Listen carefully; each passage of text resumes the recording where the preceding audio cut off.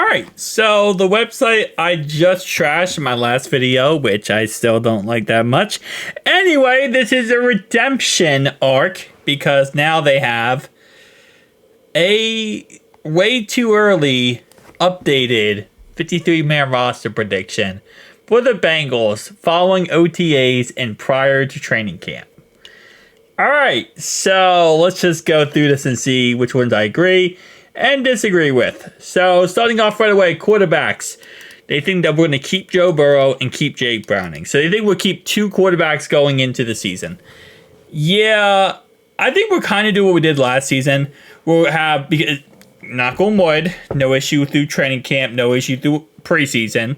But we'll probably have one guy on the practice squad ready to go at all times in case we need to elevate him up. It will probably be whoever ends up looking better in preseason between Logan Woodside and Rocky Lombardi. Although I'm pretty sure everyone wants Rocky Lombardi. But I'm also sure that one of these two guys is going to try to go to the UFL. So it's kind of that in between, like AJ McCarron, for example. Obviously, last offseason he was with us, but then he also wanted to go to the UFL. So it's one of those situations where it's sometimes difficult to keep someone in your practice squad because they might have a chance with the UFL. All right, running backs. They think we're going to keep Zach Moss, Chase Brown. We're going to keep all four again. Yeah, I mean, I have to agree with this. The reason why is because Trayvon's so good on special teams. They're utilizing him as a kick returner last season, especially now with the kick returning being a lot more, amped and up there. You have to kind of have a good kick returner. Chris Evans would have to be that RB3 role because you have to have a third running back on the roster just in case something happens. And then these two guys, I mean, they're undrafted guys. Yeah, them getting cut isn't really that surprising at all. So far, not really anything too crazy spectacular from AZ Sports. By the way, this is AZ Sports, which we looked at last video. All right, so receiver-wise, they think we're going to cut Kwame, Cedric, Kendrick Pryor, Cole Burgess, and Trey Mosley. Yeah, I just realized our 53-man roster is so freaking predictable.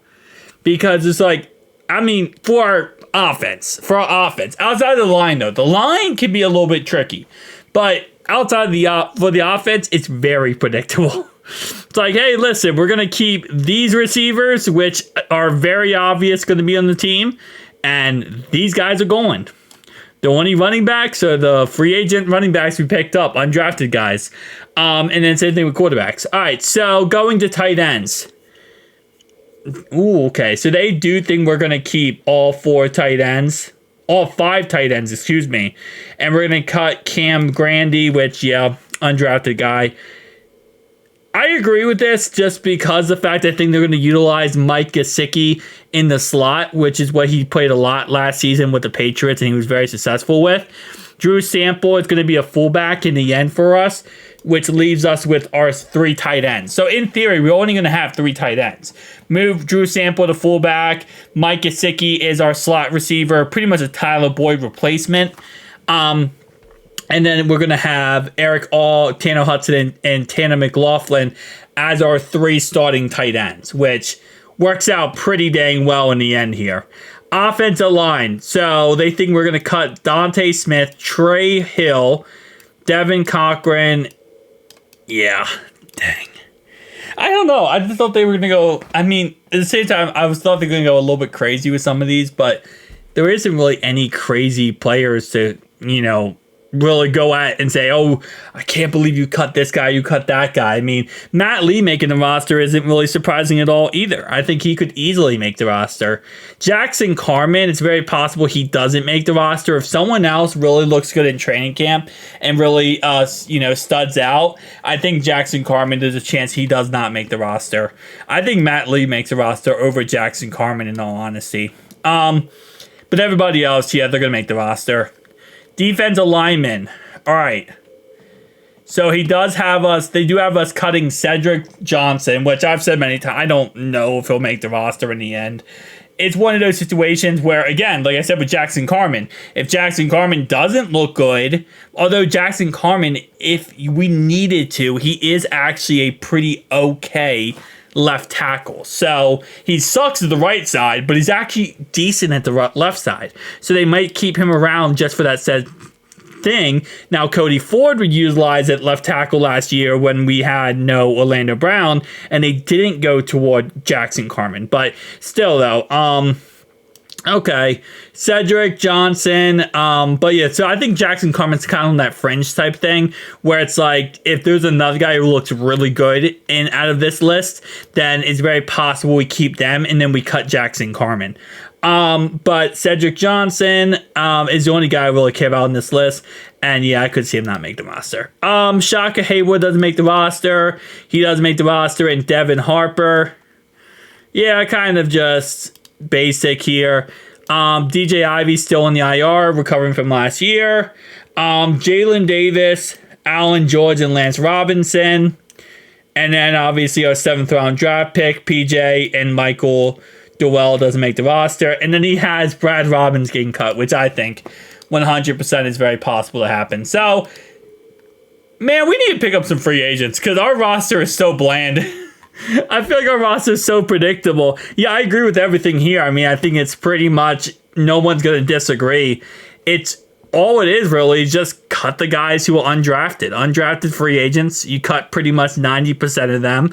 You do cut a little bit more on the defensive line here, but Maxwell a lot of these guys will end up just being on our practice squad.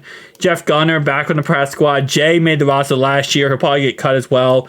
Davis as well back to practice squad. So the one thing I will say is it's less impressive to predict the 53-man roster this year. It's more what's it called? Not expected. It's more amazing to predict the practice squad. The practice squad is going to be the tough one to predict this year. Because, well, yes, 53-man roster, very cookie cutter here. Who's going to make the practice squad? You can only have 14 guys. So there's got to be a lot of names. I mean, you could look at right here. Maybe not this, but like this right here. These are 3 guys who can make the practice squad right there. One of these 2 quarterbacks could make the practice squad. That's 4 players right there. Probably one of these offensive linemen, Jackson Kirkland, practice squad. Nate Gilliam's probably practice squad. Well, that's 6 players.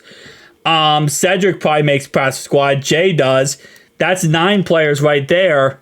And then linebackers, Shaka will, that's 10, 11, and then 12, 13. And again, you have some other guys too. And there's been more players picked up throughout, the training camp and preseason. So really, the 53-man roster is not even hard to predict. It's the practice squad that's hard to predict. But tell me down below your thoughts and opinions, guys. I'll see you guys next one. Peace out.